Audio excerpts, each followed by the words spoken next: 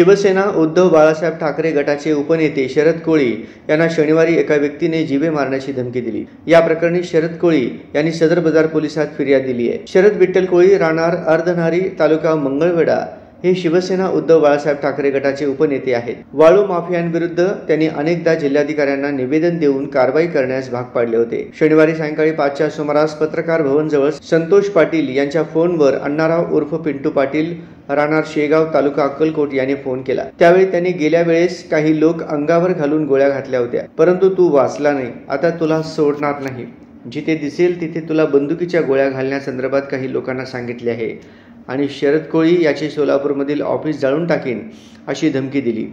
तसेच शरद कोळी यास सांग असेही तो फोनवर बोलला। संतोष पाटील यांनी ही माहिती शरद कोळी यांना दिली व कोळी यांनी अण्णाराव उर्फ पिंटू पाटला विरुद्ध सदर बाजार पोलिसात फिर्याद दिली। पोलीस उपनिरीक्षक नितीन शिंदे अधिक तपास करीत आहेत।